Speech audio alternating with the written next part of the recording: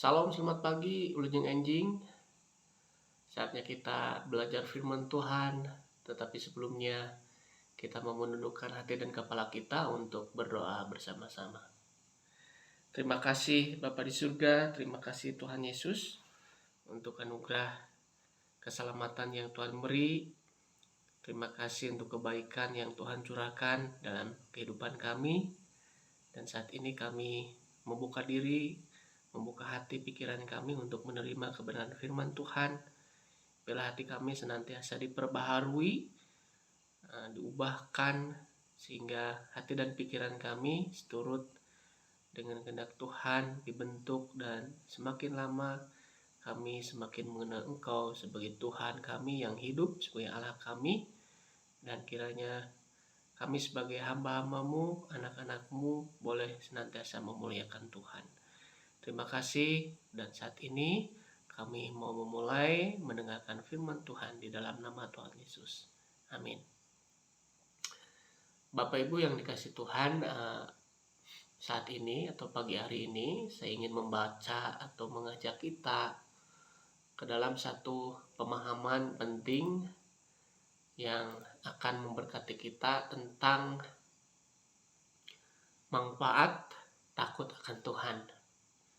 Atanapi dina bahasa Sunda manfaat sieun ku Gusti. Mungkin selama ini kita mendengar atau menerima tentang satu kebenaran bahwa kita sebagai anak-anak Tuhan harus takut akan Tuhan. Kita harus memiliki sikap yang benar, yaitu takut akan Tuhan. Tetapi mungkin kita bertanya-tanya dalam hati pikiran kita, kalau saya takut akan Tuhan, apa sih manfaatnya? Apa sih dampaknya dalam kehidupan saya? Dan lain sebagainya.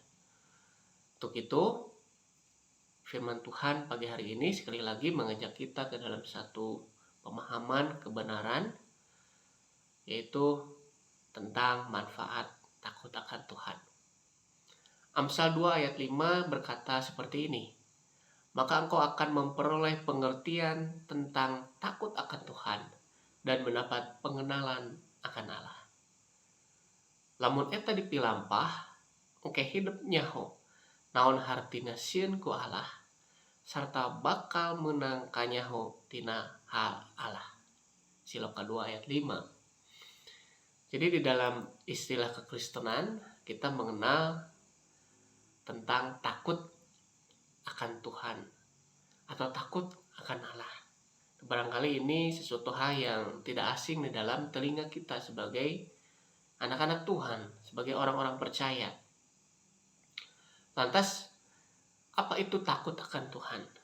Takut akan Tuhan atau dalam bahasa lain phobos dalam bahasa Yunani atau pakad, yir'a dalam bahasa perjanjian lama ya, bahasa Ibrani. Dan itu berbeda. Takut akan Tuhan dalam arti yang tadi saya sebutkan berbeda dengan takut yang lain atau takut kepada yang lain. Takut kepada hal-hal yang lain. Takut akan Tuhan, Bapak Ibu yang dikasihi oleh Tuhan, takut akan Tuhan itu sifatnya kudus. Jadi saat seseorang misalnya melakukan sebuah pelanggaran di jalan raya, maka dia akan timbul rasa takut. Takut tertangkap polisi. Nah, takut semacam itu bukan takut phobos, bukan takut yang kudus, ya, melainkan takut yang terlahir karena kita melanggar, atau takut yang telah terlahir dari sebuah pelanggaran.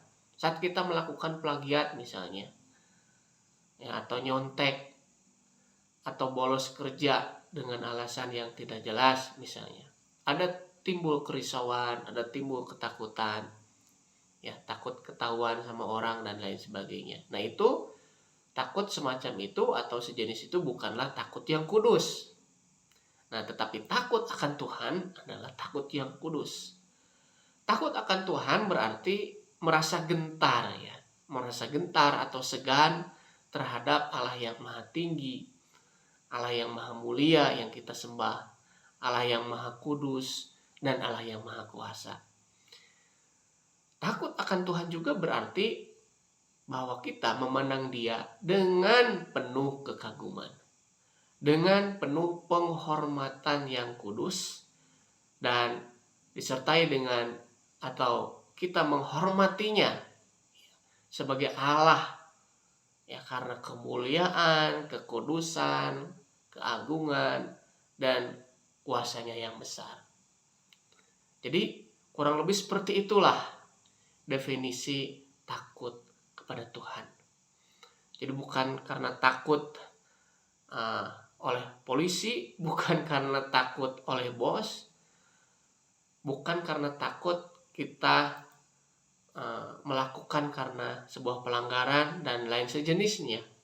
Tetapi takut kepada Tuhan adalah lebih kepada kegentaran hati, segan, dan terlebih lagi rasa kagum dan hormat kepada Tuhan yang Maha Kuasa.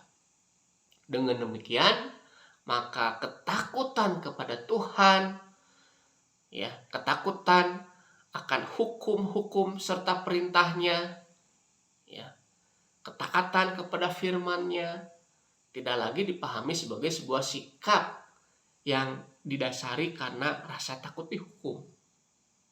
Kita melakukan hukum-hukum Allah sekali lagi, melakukan perintah-perintahnya, dan juga menjauhi larangan-larangannya sekali lagi tidak lagi dipahami sebagai sebuah sikap yang didasari karena takut dihukum, karena takut masuk neraka, ya, karena takut tidak diberkati dan lain sebagainya, melainkan karena ada kegentaran dan rasa segan kepada Tuhan, terlebih karena kekaguman dan hormat kita kepada Tuhan.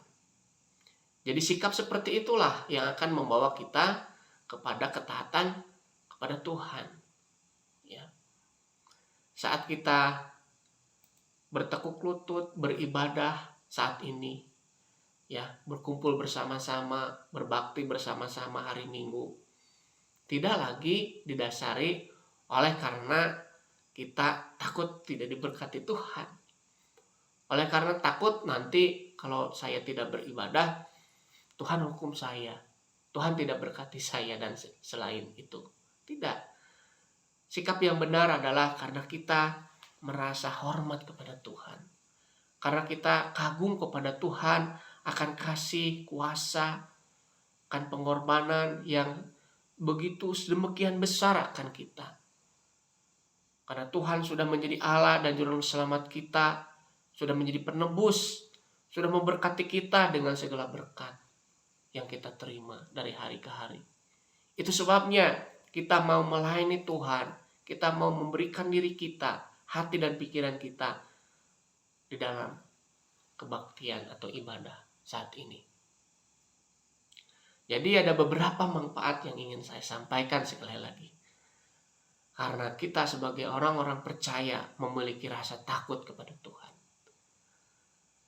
Manfaat yang pertama, Bapak Ibu Saudara yang dikasihi Tuhan, adalah kita akan mendapatkan hikmat. Bagi orang percaya, takut akan Tuhan melahirkan hikmat, mendapatkan berkat hikmat.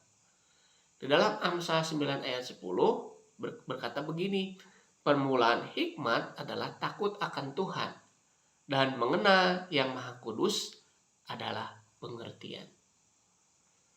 Pikeun jadi bijaksana, kudu boga rasa hormat jeung sieun ku Pangeran. Nyaho kanu Maha Suci baris menang ngarti.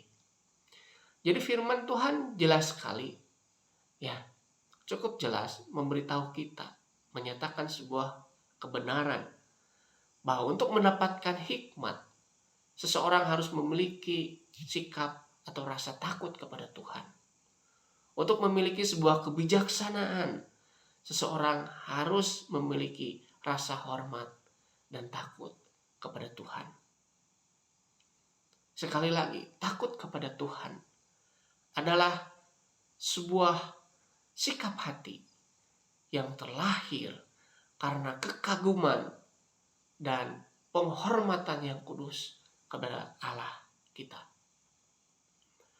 Apakah kita sebagai anak-anak Tuhan perlu hikmat?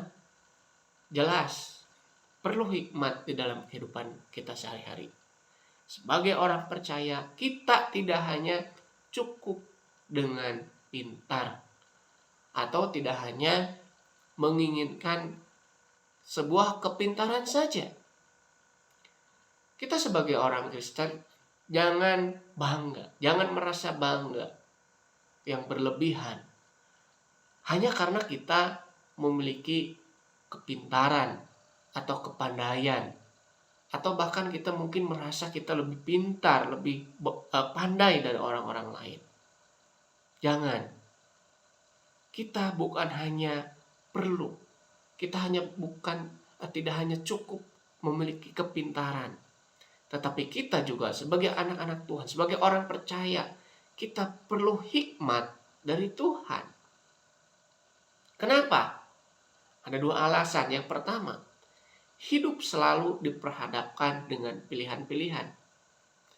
Kita sebagai orang-orang percaya tidak terlepas dari pilihan-pilihan hidup. Pilihan-pilihan itu akan membawa kita kepada suatu keadaan yang baik atau yang tidak baik. Itu sebabnya tidak hanya diperlukan kepintaran, tetapi kita juga perlu hikmat Tuhan. Ketika kita membandingkan pilihan-pilihan itu dengan sesama, maka kita sekali lagi perlu terang hikmat Tuhan. Kita perlu terang hikmat Tuhan. Dengan demikian, kita akan mendapat kepuasan dan kesejahteraan yang sesungguhnya. Alasan yang kedua kita perlu hikmat adalah karena seringkali kepintaran dipakai orang untuk melakukan kejahatan. Namun hikmat dari Tuhan selalu menuntun orang ke dalam jalan yang benar. Jadi itulah berkat yang pertama yang Tuhan berikan kepada orang yang takut akan Tuhan. Berkat yang kedua yang Tuhan berikan kepada kita adalah kita akan diberkati dengan pengetahuan.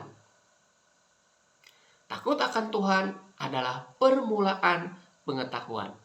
Tetapi orang bodoh menghina hikmat dan didikan. Demikianlah firman Tuhan yang dicatat di dalam kitab Amsal 1 ayat yang ke-7.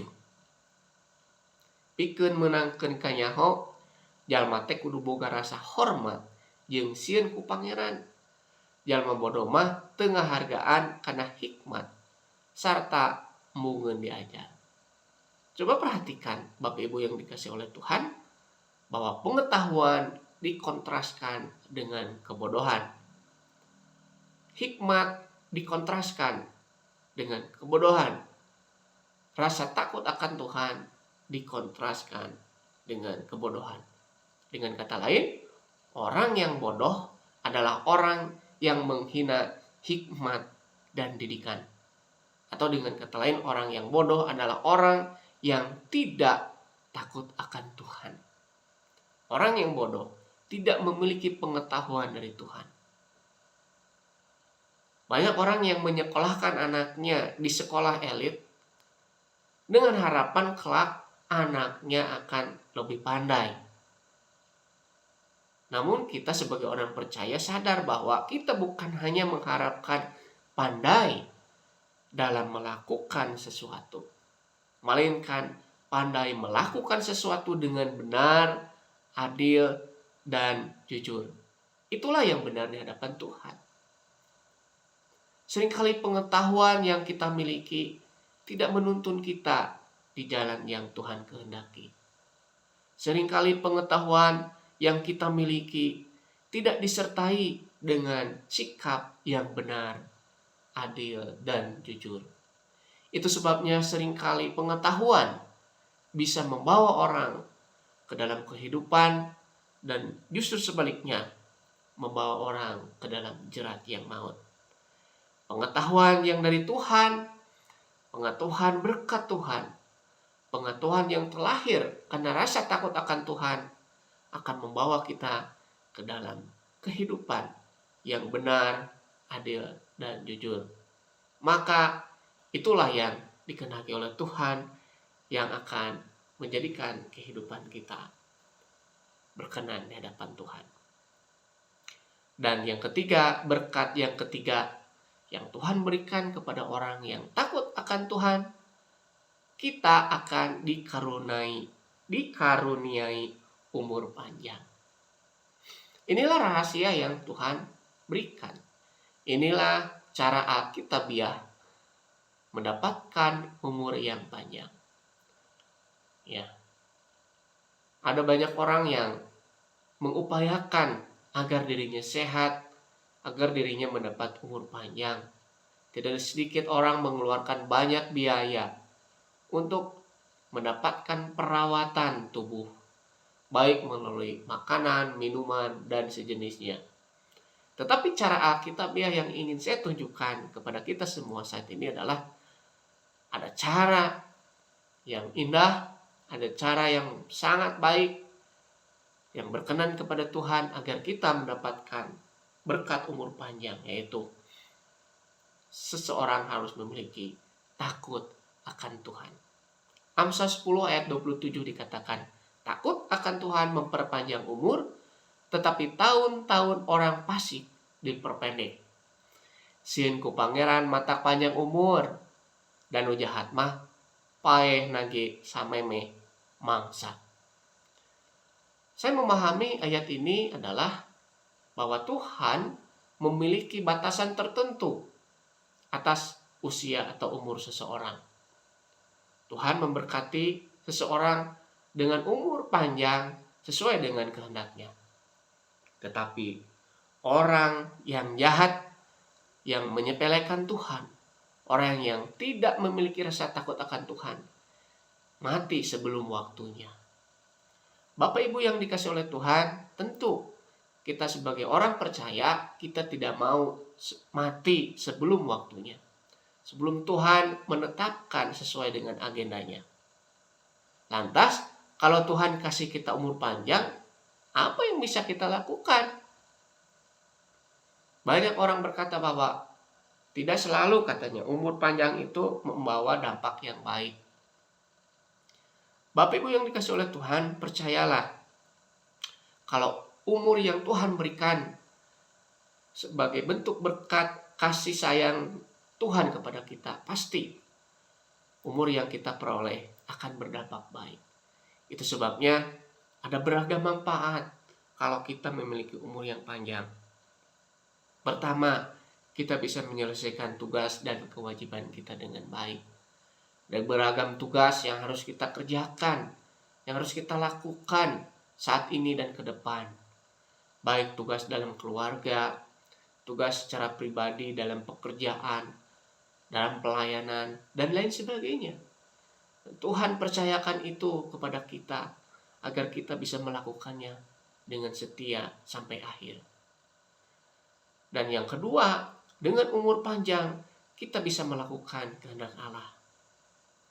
Kita diberi kesempatan oleh Tuhan untuk melakukan kehendak Allah. Itu sebabnya selagi kita diberkati oleh Tuhan dengan umur yang panjang, mari Bapak Ibu yang dikasihi oleh Tuhan, saudaraku, mari kita menyadari bahwa kita diberikan umur panjang itu agar kita bisa melakukan kehendak Allah sebaik-baiknya, sebanyak-banyaknya, seturut dengan kapasitas yang Ia taruh dalam benak kita masing-masing. Kita hidup bukan hanya untuk diri kita sendiri. Kita hidup bukan hanya untuk menyenangkan diri kita sendiri, atau bahkan mungkin menyenangkan keluarga kita sendiri. Melainkan kita hidup juga untuk melakukan kehendak Allah yang lebih besar. Bukan hanya untuk diri sendiri dan keluarga, melainkan juga untuk orang yang lain. Agar kita juga bisa berdampak bagi mereka, bagi orang di sekitar kita, bagi orang percaya dan juga orang yang belum mengenal Tuhan. Dan yang ketiga, Kalau kita diberi umur panjang oleh Tuhan, kita bisa melakukan karya besar untuk kemuliaan Allah. Bapak Ibu yang dikasihi Tuhan, itulah manfaat saat kita diberikan umur panjang, dan terlebih lagi 3 poin yang tadi, manfaat yang atau berkat, maksud saya yang Tuhan berikan saat seseorang memiliki takut akan Tuhan.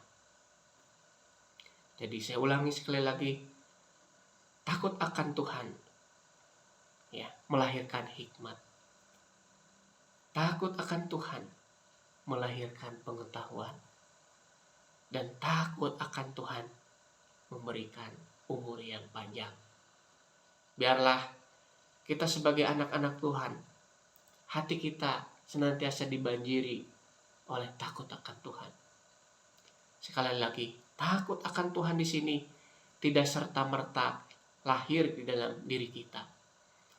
Takut akan Tuhan di sini adalah bentuk atau sebagai respon akibat karena kita memiliki sebuah kesadaran akan kekaguman Tuhan, akan sikap hormat kita yang kudus kepada Tuhan. Karena kita tahu Allah yang kita sembah adalah Allah yang maha tinggi, Allah yang maha mulia, maha kudus dan maha kuasa. Itu juga yang menjadikan hati kita gentar dan segan kepadanya. Tuhan memberkati saudara dan saya saat ini. Puji Tuhan, dan mari kita berdoa.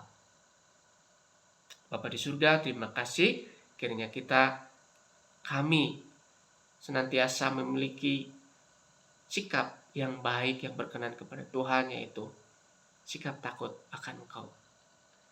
Dan biarlah kami senantiasa menjadi orang yang berhikmat, berpengetahuan, dan juga boleh diberi kesempatan menikmati berkat dan menikmati anugerah untuk melayani, untuk berkarya bagi kemuliaan Tuhan di dalam umur yang Tuhan berikan kepada kami saat ini dan saat yang akan datang. Terima kasih Bapa di surga, di dalam nama Tuhan Yesus kami berdoa. Amin. Demikian firman Tuhan yang saya bagikan saat ini. Salam sehat untuk kita semua, tetap semangat dan Tuhan Yesus memberkati.